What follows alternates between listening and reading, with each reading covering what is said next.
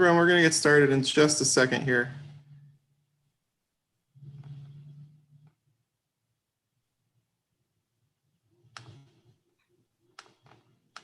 Okay, welcome to Politics and Prose Live. We're here tonight with Devlin Barrett in conversation with Matthew Miller about his new book, October Surprise. And you can purchase a copy of October Surprise through a link in the chat that goes to Politics and Prose's website. I've just posted it. We really encourage everyone to purchase a copy of the book. It's a great way to support our author and to also support your local independent bookstore. Secondly, the latter portion of tonight's event is going to be devoted to your questions, and we highly encourage everyone to ask a question. You can do that by clicking the Q&A icon at the bottom of your screen. Just click on that and type in your question. You can also see other people's questions. There's also a chat that you can use, but we prefer that you keep your questions to the Q&A. It just makes things a little bit easier. And with that being said, tonight is my honor to introduce Devlin Barrett to Politics and Prose. He is a reporter with the Washington Post, where he writes about the FBI and the Justice Department. He was part of a team that won the Pulitzer Prize in 2018 for national reporting for coverage of the Russian interference in the US election. In 2017, he was also a co-finalist for the Pulitzer for feature writing and the Pulitzer for international reporting. Tonight, he'll be discussing his new book, October Surprise, how the FBI tried to save itself and crashed an election. The book dissects the moment in October 2016 when the then FBI Director James Comey announced that he was reopening the investigation into Hillary Clinton's private email servers. The announcement caused Clinton to fall 3 to 4 points in the polls, a fall from which she never recovered. In the book, Barrett contends that Comey, Andrew McCabe, and others chose to protect their own reputations instead of the democratic process, effectively costing the race for Clinton. Tonight, Devlin will be in conversation with Matthew Miller, a partner at the consulting firm Via Nova, former chief spokesman for the Justice Department, and a current MSNBC analyst. So, Devlin and Matthew, take it away. Thank you. Devlin, I'll kick it off. So first of all, congratulations on the book. It's a great read as we sit here in October, close to another election, wondering if we're going to have another October surprise. I thought a bit of a traumatic read for those of us, some of us who went through the 2016 election, but I think even people who were paying close attention, as I was at the time, and who paid close attention to the Russia investigation over the last 4 years, will still learn a lot in reading this book. It was, I think, the best way to describe the book, I think, is essentially kind of a history lesson, a chronology of both the 2016 investigation into Hillary Clinton and her use and her emails, and second, the Russia investigation, both during the 2016 election and its aftermath. And I want to talk about both of those, but I wanted to start by talking about the investigation into Hillary Clinton and whether there was any classified information in her private email server in that investigation, which began in 2015. But I wanted to kind of kick ahead from the beginning of this investigation into mid 2016, say May, June, when the FBI and the Justice Department are getting close to their investigation and deciding what to do, and pick up from there and have you tell us what you found as they came to make that decision. Right, and thanks for doing this, Matt. I appreciate it. It is a little traumatic to relive, but in May and June, there's a really interesting dynamic that's happening that really speaks to a non-functional relationship between the Justice Department and the FBI as it sort of wrestles with this, huge case, hugely consequential case. And that's that while the FBI and the Justice Department are having conversations about what it might look like to jointly announce that they were not planning to file charges relating to Hillary Clinton's use of a private server, secretly, the FBI leadership, principally driven by Comey, the director, are having sort of a secondary private conversation about how he might just do this on his own. And he is the impetus of that. He is the one pushing for that. There is some concern and alarm within the FBI in the very tight circle of advisors who were advising Comey at that time that maybe this isn't a good idea. But basically, Comey's personality and perspective on this wins out, and he ends up setting in motion essentially a solo announcement, which is not how the Justice Department FBI relationship normally works. It's certainly not what the Justice Department folks thought that they were planning for. And it led to a tremendous amount of ill will when the Justice Department folks finally found out that this is what Comey and his senior advisors had been working on in May and June of 2016. And when did they find out that he planned to do this on his own? Well, some of them didn't really understand the scope of it until they were asked more than a year later by the Inspector General, because some of them really did not understand the degree to which this was a pre-planned move on Comey's part. But the first inkling they really have that this is happening is the morning of what ends up being Comey's announcement. Basically, the FBI puts out a press advisory and then starts making a handful of calls to a handful of senior officials at the Justice Department saying, well, we are going to announce something in the Clinton case, but we're not going to tell you because we think it's better for everyone, given that Loretta Lynch had recently been, criticized very heavily for talking to Bill Clinton on the tarmac of an airport in Arizona. The FBI's argument, Comey's argument to both Loretta Lynch, the Attorney General, and Sally Yates, the Deputy Attorney General, was, it's better if I tell you nothing. And you can see for yourself what we're about to do. And incredibly, I think, the Justice Department basically decided to watch and wait and see what the FBI director did. Yeah, I wanted to ask you about both two things you mentioned. One, in the aftermath of Comey's press conference, I remember people at the FBI kind of pushing back on some of the criticism by saying, well, he had to do this by himself because Loretta Lynch was compromised. She had this infamous meeting on the plane with Bill Clinton, whose wife, of course, was under investigation by the Justice Department. That meant the public wouldn't believe her. But in fact, Comey had been planning this for some time before she ever had that meeting, right? Exactly. And the way you know that is because there's a series of emails within the FBI months earlier in which Comey first sends a draft of what he wants his remarks to be. And he would later tell officials that, by the time the Loretta Lynch incident at the tarmac happens, he's already pretty much 90% decided that he's going to do this on his own. But he really hasn't told anyone across the street at the Justice Department that that's what he's going to do. And when they find out, they're apoplectic. So tell me about the relationship between Comey and Loretta Lynch. You have a chapter in your book entitled Jim and Loretta. They knew each other, Loretta and Jim. They knew each other for a long time, right? They were prosecutors with each other, prosecutors early on, and. Right. So she had been a federal prosecutor in AUSA in Brooklyn, and he had been a federal prosecutor in AUSA in Manhattan. And they actually worked a case together in the early 90s. It was a strange case where there was an Eastern District case, a drug case, and there had been this jailhouse talk of maybe killing a prosecutor in that case. But that prosecutor happened to be married to someone who worked on Comey's side of the river. And so Loretta and Jim oddly came together on this, potential threat case, this potential conspiracy case. And ultimately, it didn't result in any charges. But one of the amazing things about 2016 is that it brings together people who have actually known each other in the world of law enforcement for, more than 20 years.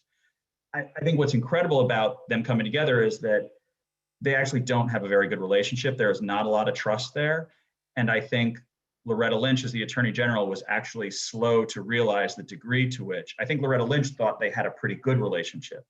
And really, it wasn't until you get to the middle of 2016 and the second half of 2016 that it finally dawns on her that, in fact, no, Jim doesn't really respect me as his boss. Yeah. And that is a hard thing for her to absorb, I think. But you see, through various incidents that I really think that's true, that he liked her, but he did not think of her as, his controlling boss. Yeah, and that was building for some time, even before this announcement. I remember a press conference at the FBI that she had to invite herself to. There were whispers around the Justice Department and people that were close to the Justice Department at the time that there might be a hint of chauvinism or sexism in that from Comey, because, he didn't have, Eric Holder didn't have the same experience with Comey as Loretta Lynch did. He was the first attorney general that Comey worked for as FBI director. Anything you picked up in your reporting that might lend credence to that? Oh, yeah, I think there were a couple incidents that really sort of highlighted that there is a gap here.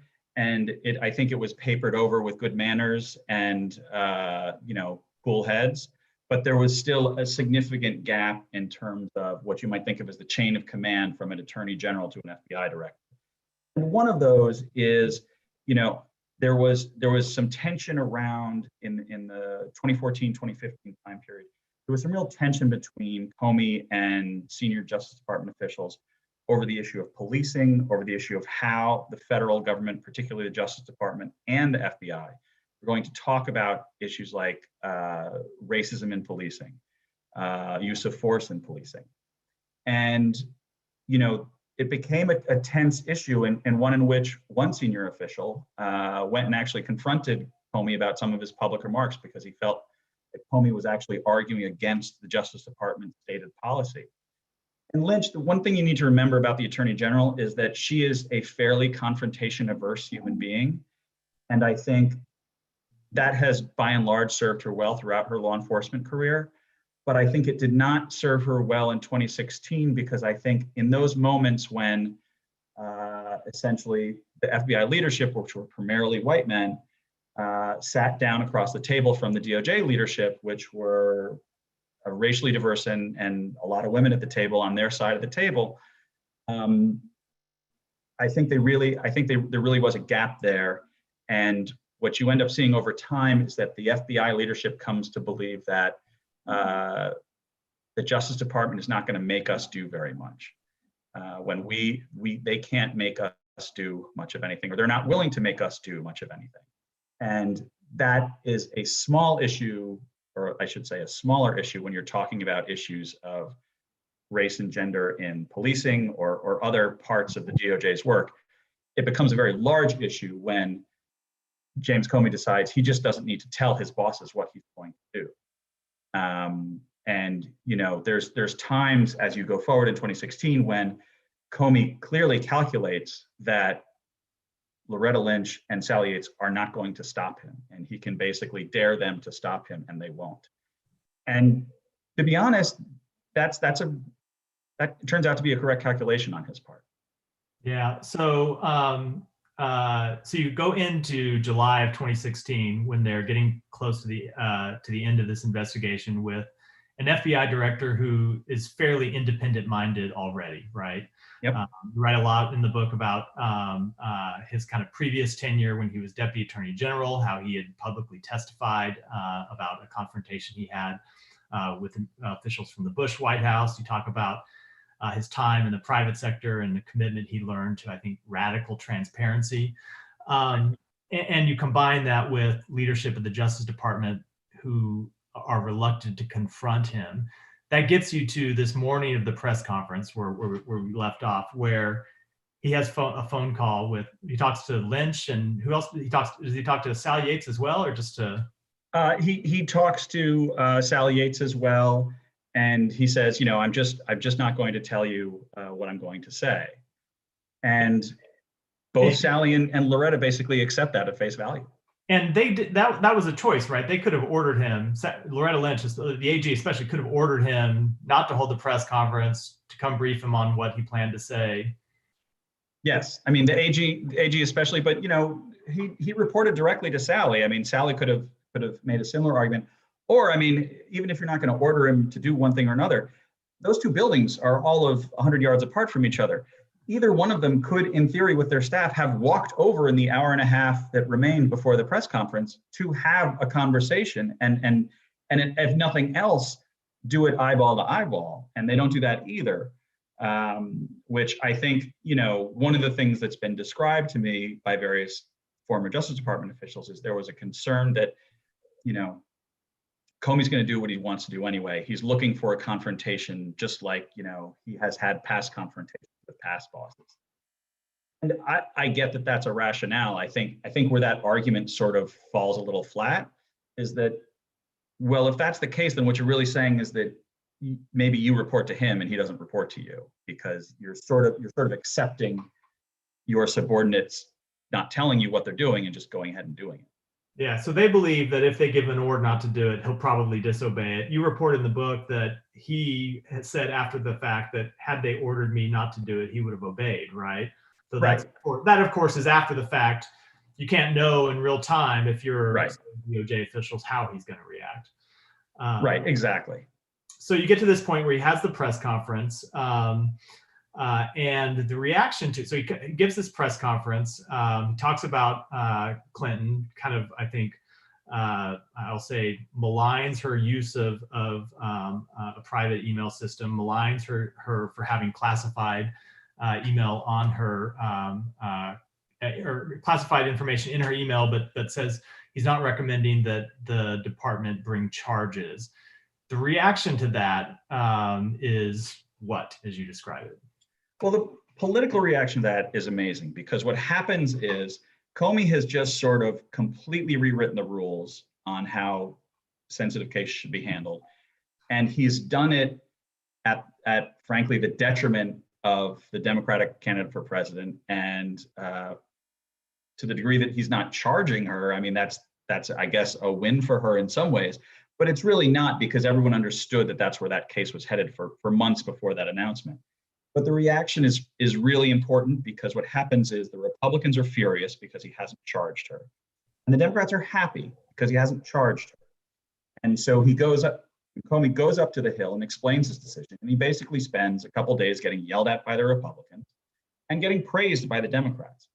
And part of what I try to explain in the book is that sort of, one, I think that was a colossal miscalculation on the part of Democrats. Like they were not playing the long game at all in that moment. And two, what that sets up is a dynamic where the FBI, if they're going to be concerned about anything going forward, they're going to be concerned about the Republicans, because they know that the Republicans are already mad at them. And so what happens is the FBI goes into late summer of 2016 trying to not do anything to further piss off the Republicans on Capitol Hill. And they're not as worried about the Democrats, because the Democrats keep praising Comey as a pinnacle of a virtue. And that creates that's a hugely important dynamic for understanding what happens in October. Right. So we'll fast forward to September. I think you're right. And so over the course of that summer, before we get to September, the FBI then is doing a lot of things to make Republicans on the Hill happy, right? They're turning over the underlying material from the Clinton investigation. All these things that Republicans on the Hill want, they're getting from the FBI. Right. But the Republicans are still always pushing for more, and they never really do let up the pressure on Comey, do they? No, they really don't. And at times you see little flashes that Comey himself doesn't actually understand the degree of danger he's in, because there's a really interesting confrontation he has with Trey Gowdy, where in response to Trey Gowdy yelling at him in September, the director says, "Look, I understand you're angry. I hope that when all this insanity has passed, you will look back on this and realize that the Bureau did it the right way." And to me, that's a very telling moment, because it reflects this notion. Comey obviously was a Democrat for many years. He basically unregistered as a Democrat when he became the FBI director. But Comey still had, at that moment, I think, an old-fashioned notion of how politics will be played around him. And part of that's what he inherited from Mueller, and part of that's what he reputationally brought to the table himself. And he thought he would get a fair bit of leeway from lawmakers on the Hill. And he also thought that this sort of tempest would pass once the election was over. I don't think you can look at the arc of, let's call it Capitol Hill politics over the last 10 years and think like the tempest is passing, like this dynamic isn't going away. Before there was Benghazi, there was Fast and Furious, and between the two, there was the Lois Lerner IRS case. Like these things all keep happening because this dynamic is now baked into the system. And so this sort of, what I write about in the book is the sort of asymmetrical politics that I think the FBI and Comey in particular were really not quick enough to recognize as a threat to them. So over those summer months, after July, before we get into the fall, how does the relationship stand between Comey and his leadership team and Loretta Lynch and her leadership team? What level of trust is there between the two buildings? Very little. And you see it in the Bureau officials are a bit cagey with the Justice Department leadership about what they're pursuing as they start to look at the possibility of collusion between Russia and the Trump campaign. You see it in certainly the way the Justice Department tries to sort of pull Comey back on the team. Like, one of the interesting dynamics in that time period between July and September and October is that you can see Loretta Lynch and others trying to sort of like rehabilitate this relationship somehow, like try to make this work and get it to a foundation that's a little more trust-based, let's say. And it really doesn't come off. It does not really come off. And Comey, as one person said to me, Comey just sort of stays out there on that island of his. And, Loretta Lynch isn't in a great place because she's still taking whacks over the tarmac thing. Comey's not in a great place because he's taking whacks over the July announcement and what Republicans think are, one of the crazy bits about this time period is that Republicans are using the FBI's documents to argue the FBI didn't look at things, which is sort of the way the game is played now, frankly. But that's the dynamic, and the relationship doesn't really ultimately get better. And then worse things happen. So fast forward to the fall. In September, the FBI, as part of a completely separate investigation, gets its hands on Anthony Weiner's website. Anthony Weiner's a congressman from New York, married to Huma Abedin, a close Hillary Clinton advisor. And on that laptop finds a bunch of emails from Huma Abedin's email account. And it kicks off this internal drama. How do we get from the FBI finding this laptop to Comey's infamous letter late in October, 11 days before the election? So one of the great missed opportunities of all of 2016 is that the FBI finds this laptop and it's alerted to the senior FBI officials in late September. And then basically nobody does anything. The agent who finds this and gets, I think understandably, very concerned about what it might represent or how it might affect or change the calculation on the Clinton email case, that agent raises alarms up the chain and nothing happens, except actually two things happen, both of which were fairly dumb. One is that the agent's boss tells him to wipe his workstation, which is ostensibly because they're concerned about, well, maybe your workstation has classified data on it now. But from the agent's point of view, it's just bad personnel management, because from the agent's point of view, the agent starts thinking, wait, if Congress ever asks me, what did I do? How will I have any record to show that I did the right thing or did the right way? And so he starts to worry that he's going to be the fall guy if anyone ever starts pointing fingers, because he no longer has a record of what he did. And then the other thing that happens is, as he gets more and more concerned about the silence coming from Washington on this issue, he takes his concerns to the federal prosecutor's office. And at that point, he's freaking out. Frankly, the prosecutors are freaking out that he's freaking out. And they tell him, look, if you go outside your chain of command, you could be charged with a crime. And I don't think that really was ever, legally speaking, I think that's nonsensical. It doesn't really work. But I think it actually says a lot about one of the institutional weaknesses through this whole time period, which is that a lot of people, the more pressure they get under in the Justice Department and the FBI, a lot of people end up trying to manage their way out of problems by threatening leak investigations on other people. And that may work sometimes. I would not say it never works, but it becomes an increasingly difficult thing to manage. And so what ends up happening is that agent is getting more and more worked up, and people in New York are getting more and more worked up, that the agent's getting worked up, and so a bunch of people in New York start demanding answers out of Washington. What are you doing with the laptop? Why has nothing happened? At the same time, a pesky Wall Street Journal reporter, namely me, is asking a series of questions about conflicts and confrontations that the FBI's then deputy director had with people involved in a different Clinton case, kind of a dog of a case that was going nowhere, an investigation into the Clinton Foundation. And so over time, what you see, especially when you get to mid to late October, all of a sudden there is sort of pressure coming at the FBI from two different but related points. One is internally, the FBI agent and some prosecutors in New York are saying, look, you guys need to deal with this laptop. The other is the pesky Wall Street Journal reporter is asking a series of questions about Andy, the FBI deputy director, his involvement with the Clinton email case. And so those two things create sort of, I think, a critical mass at some point. And all of a sudden, things in the FBI headquarters, where nothing had been happening for weeks, all of a sudden things start moving very, very quickly. So they move quickly. At what point does Jim Comey become aware of the Aberdeen emails on this Weiner laptop? So that is, the answer to that question depends very much on who you ask. Comey's version is that he never understands the import or the meaning of the Weiner laptop until he is briefed on it, basically in, I believe it's October 27th. It's a Thursday.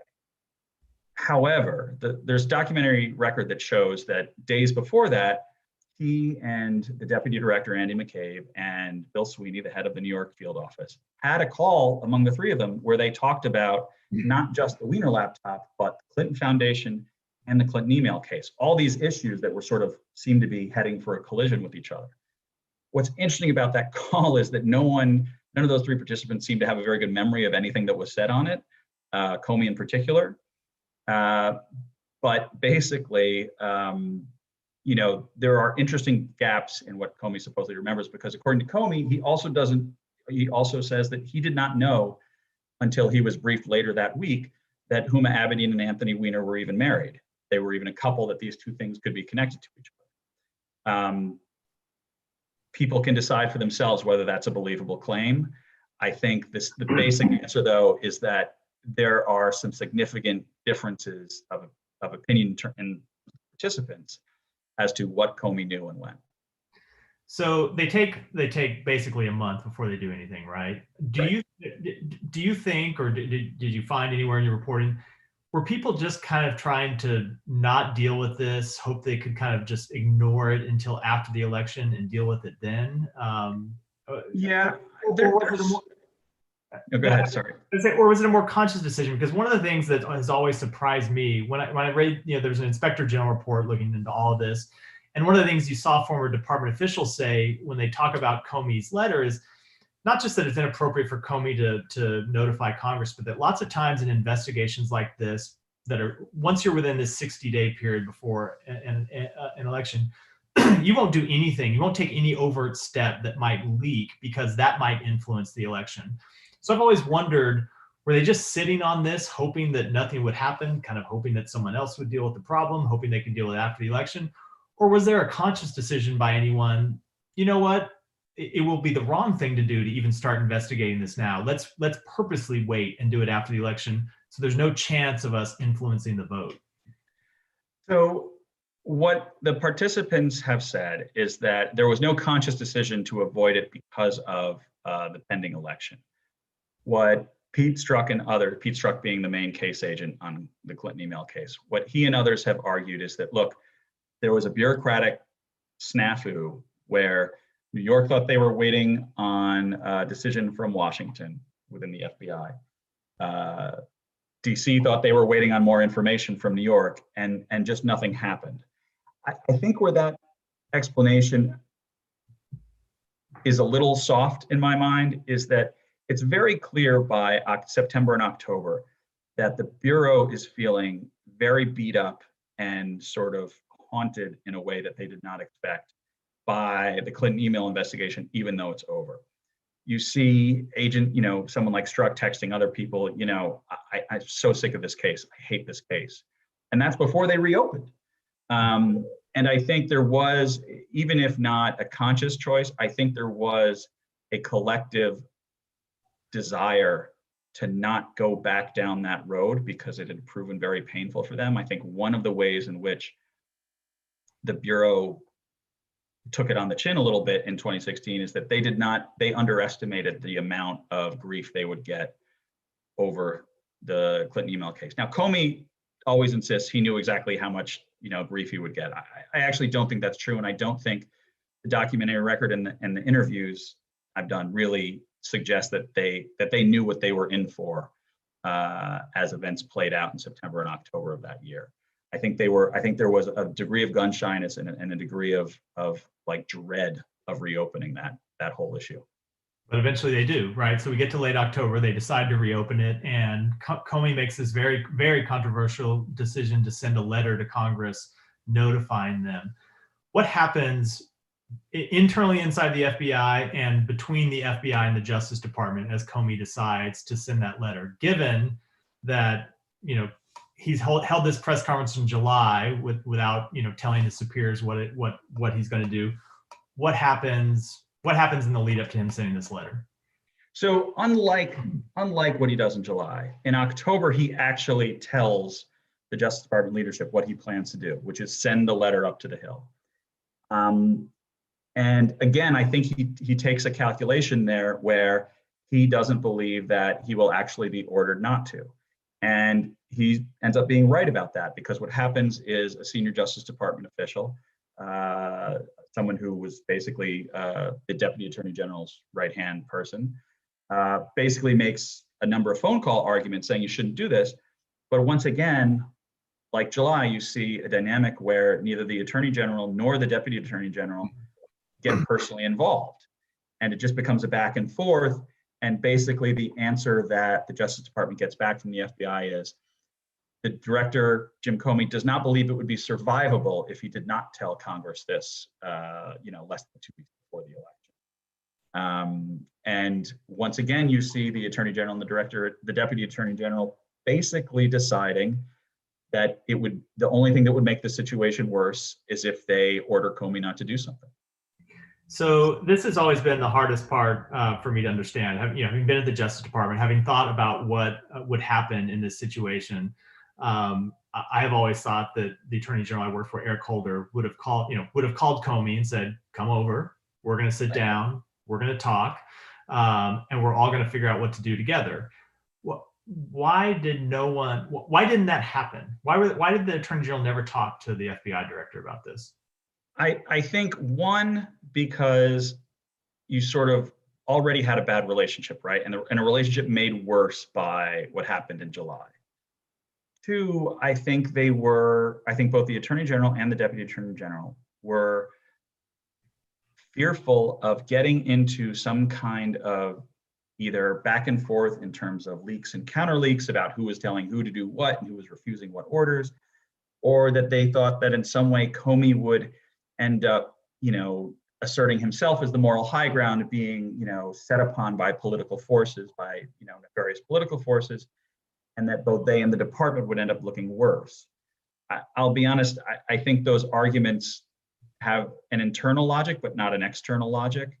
I don't think those arguments hold up in the light of what the general public expects from the Justice Department, who's in charge, for example.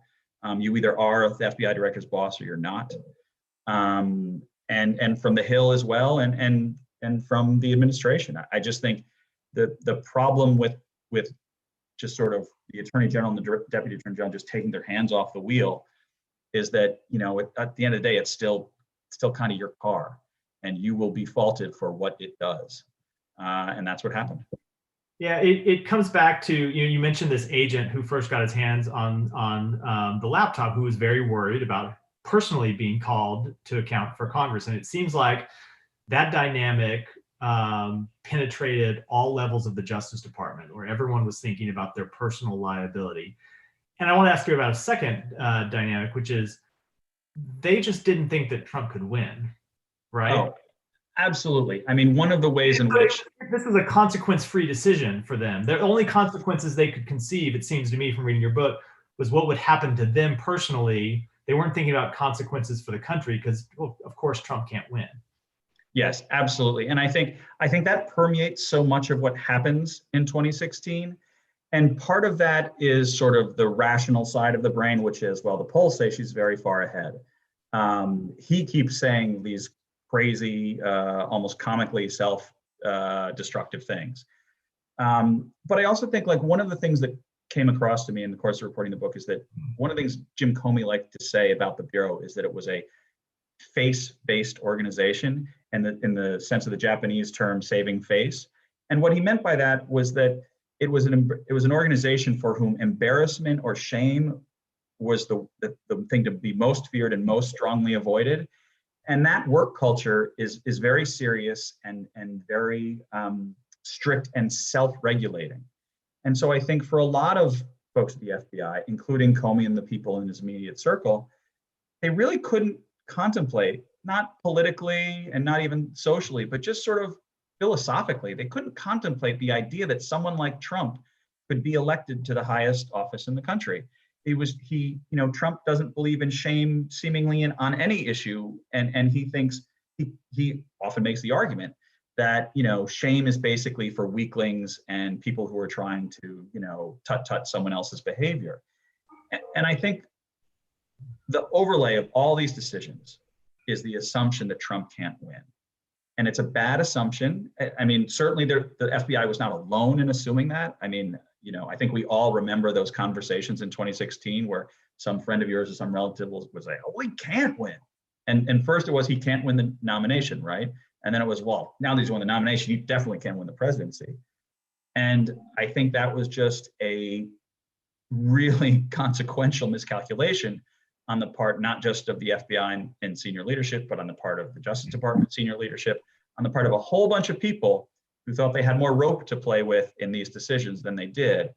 And what I think the polling data shows is that it really actually caused such a significant effect in the polling that it was enough to tilt the scales. So a few more questions I want to ask you, but first I want to remind everyone that's tuned in, if you have a question, type it in the Q&A section at the bottom, and we'll turn to those in a minute. One kind of, I hope not too awkward or uncomfortable question for you. So in addition to a reporter, you're to some extent kind of a player in this drama. You reported these stories you mentioned about Andrew McCabe and his wife. I think the first story was on whether he should have recused himself from the Clinton investigation because of his wife's state Senate campaign in Virginia. You reported another one about an investigation into the Clinton Foundation that kind of was on again, off again inside the Bureau. Those stories, led to Andy McCabe being under investigation, maybe not telling the truth or forgetting, depending on whose account you believe, and almost being charged. It also seems to have been at least somewhat of a factor in the decision-making at the FBI at the time that they are deciding what to do with this newly reopened investigation, whether to tell Congress. You are asking all these questions of the FBI about the Clinton Foundation investigation. I don't want to ask you if you're responsible for Donald Trump being elected, of course, but do you think that this story being in the works leads to Comey making the decision to send that letter? So what I think I always want to be careful that you can't see inside someone's heart, but I have been told by people involved in the process that it was a factor. And it is and I think of it as essentially two things are happening simultaneously that have the leadership of the FBI at the time freaking out to some degree. One is, I am asking questions about internal conflicts and confrontations regarding Andy's role in the Clinton case. At the same time that's happening, they are learning that the case agent on the Weiner case has been making noise. Why have you been sitting on this laptop? Why doesn't someone, look at this laptop and see if it's relevant to the Clinton email investigation? And I think, as best I can understand it from talking to people involved, they're basically getting, there's two prongs essentially coming at them. And both of them involve, in some ways, what is almost an obsession within the FBI, which is the notion of leaking. And one of the stranger parts of that whole saga is that when he was later interviewed by the Inspector General, Comey insisted that concerns about leaking did not play a role in his decision making. I frankly don't know anyone who worked for him or with him in that time who agrees with that statement. And I think it's one of the stranger things in his telling of events that supposedly leaking played no role in his decision making, because again, as I mentioned, there's that call between Comey, the head of the FBI office in New York, and McCabe days earlier where they're talking about all three of these issues right on top of each other. And so I think it was a factor. I certainly don't think, like, I'm not saying, I did it, because I don't think the world works that way. I mean, ego aside, like the world is always more than one person. But I do think it was a factor, because I do think one of the things that happened in the course of my reporting was that you see McCabe and people loyal to him suddenly at odds with Comey and people loyal to him. And that creates real tensions in the hierarchy. And the consequences of that ends up having very long-term effects. Yeah, for what it's worth, I know on the DOJ side, concerns about leaks was a factor in their decision not to order him not to send the letter. I think right. what people have told me, they had a couple concerns. One, that they would order him to do it and he would disobey and do it anyway. And then you have an insubordinate FBI director. What do? You fire him 11 days before the election? And two, that he would comply, but then it would leak that they had ordered him not to send this letter, and they would look like they were executing a cover-up. So it seems to me that concern about leaks, which goes back to this concern about pressure from a Republican Congress, played into everybody's decision-making. Yeah, and I think I'll be honest. Obviously, it's self-serving for a reporter to say that the government worries too much about leaks, but really the government worries too much about leaks. Like this, if you've turned everything around so much that the most important thing is not to let information get out into the public, and your decision making is based not on what is the right thing to do, but who might say what you did. I just think that's backwards ultimately. And look, these are not easy jobs. As you know, you worked for Eric Holder. There were a lot of days where you got beat up, and that is part of the job. And if I do think, like, one of the ways in which you can really screw up some of these jobs, having watched a number of people do them in a number of different situations, is if you spend all your time trying not to take a punch, you will get absolutely beaten to death. And I think in some ways, taking some punches would have been a far better outcome for some of these folks than what they chose to do, which was try to duck them all. I think that's well said, and a good time to turn it over to questions from the audience here. I'm going to start with one from someone Carrie Johnson, who asks, Devlin, did any of the central actors in this real life drama express remorse to you or to others? And did anybody learn any lessons from this? Oh man, that is a great question, Carrie. I miss you. I will say most of them don't express remorse. I had one former senior law enforcement official in a conversation about Trump basically concede. We were talking about, why does Trump hate the FBI so much? If you look at the polling data, the FBI is more responsible than most for him being the president. And there was just a long, long silence, and the person just sort of almost whispered, "You'd think he'd be grateful." And I think, look, I think a lot of these folks struggle with it. I don't say that lightly, and I'm not trying to kick people when they're down.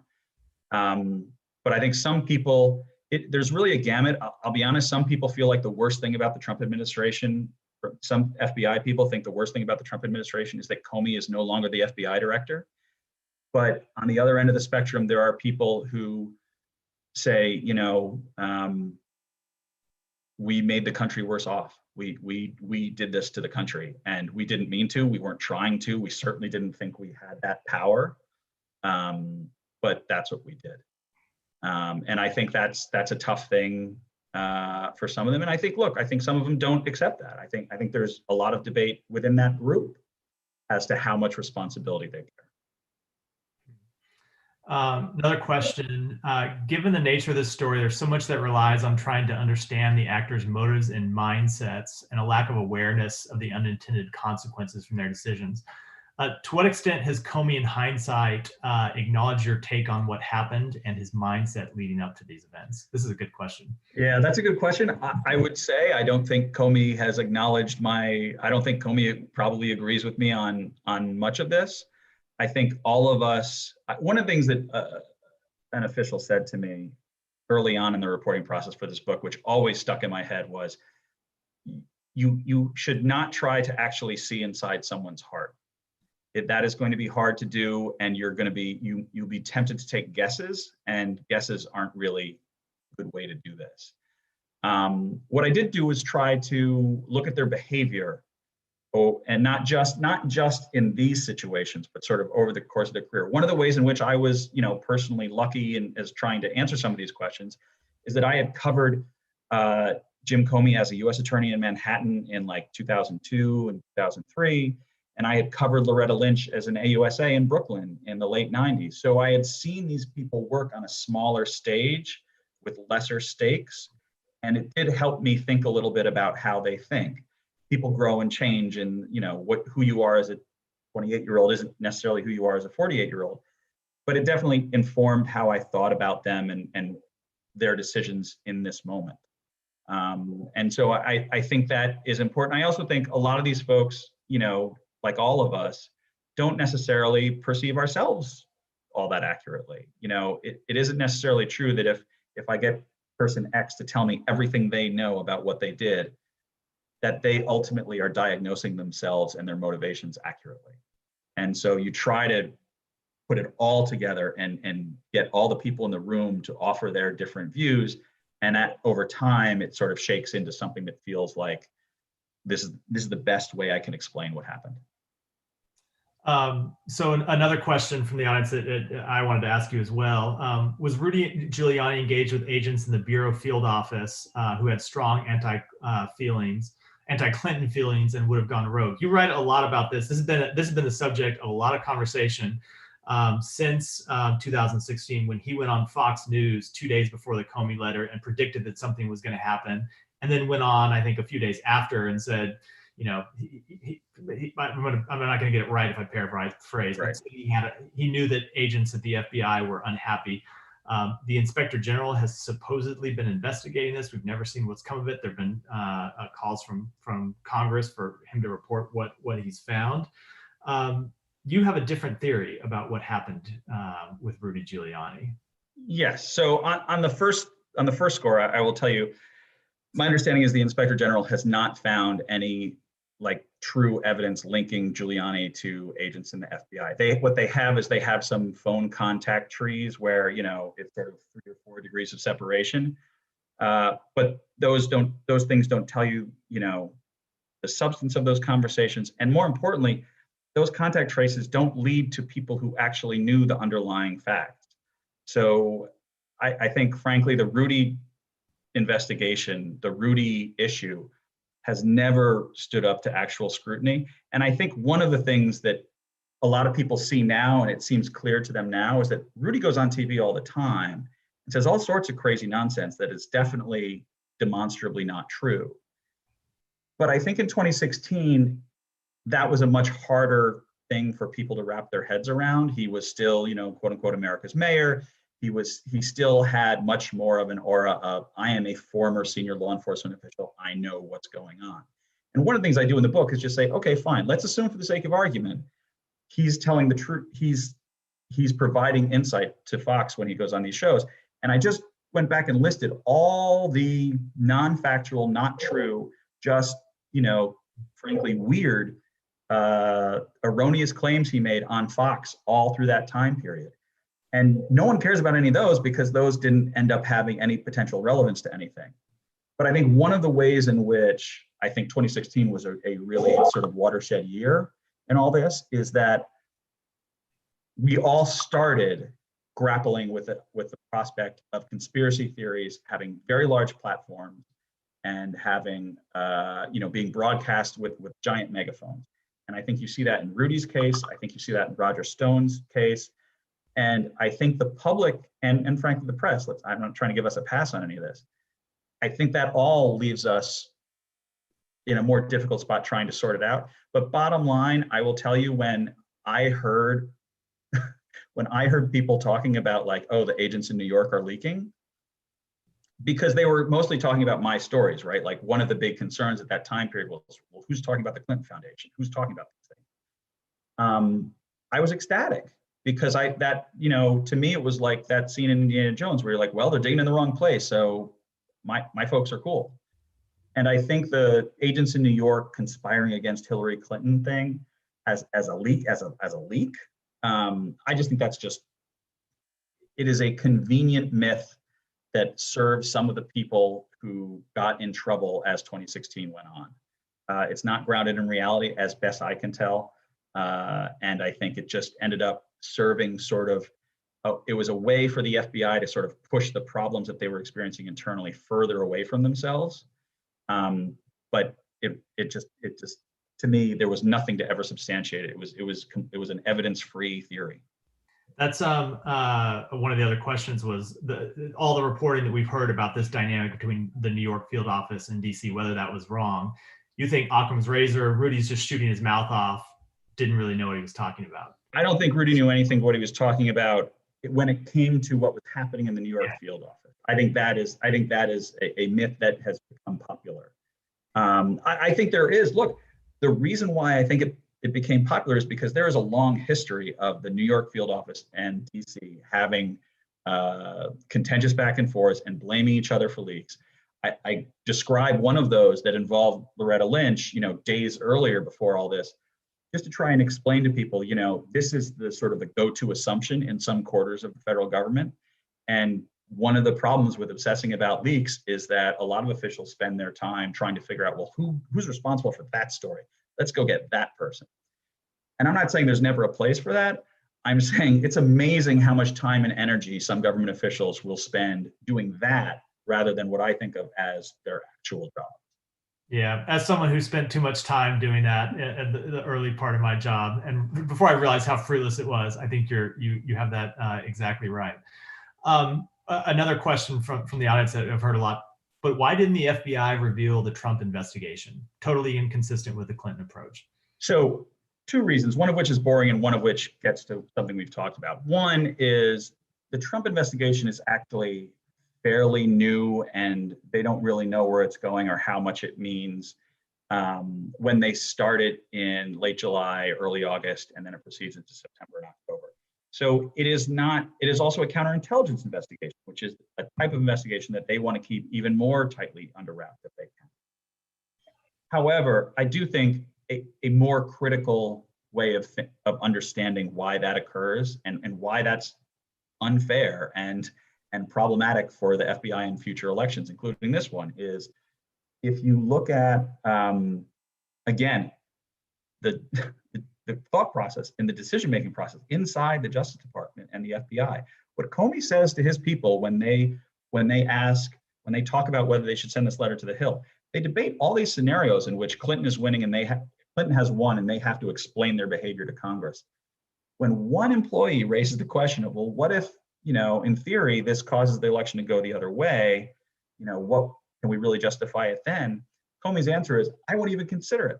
I won't even contemplate the possibility. And on the one hand, I think he's making sort of maybe an overwrought moralistic stand in a conversation that probably doesn't call for it. But on the other hand, it speaks to what I was talking about earlier, which is that a lot of these folks, they genuinely could not wrap their minds around the notion that Trump could really win. And so they're doing these things in part because they think the lead is too big. They can't affect the actual outcome of the race. So therefore, they should do what's good for the FBI and not worry about the election. And I think that's sort of the broader, uglier truth about it. So just a couple more before I think our time is up. One on Comey. Does he have a savior complex? Does he have an addiction to the limelight? Does he just like the spotlight too much? I think there is some truth to all of those statements. I know, a lot of current and former FBI officials refer to him mockingly as Saint Jim. But to be fair to them, they refer to him mockingly as Saint Jim before 2016. There has long been a sort of, let's call it a minority view within the Bureau of Comey that he thinks too highly of himself and he goes into every room thinking he's the most moral person in the room. I think what some of the people who dealt with him in 2016 and feel very poorly served by him in 2016, some of them have come to think that not just that he views himself as the most moral person in a room, but he views himself as the only moral person in a room, which they find, these are obviously people who are highly critical of how he did things.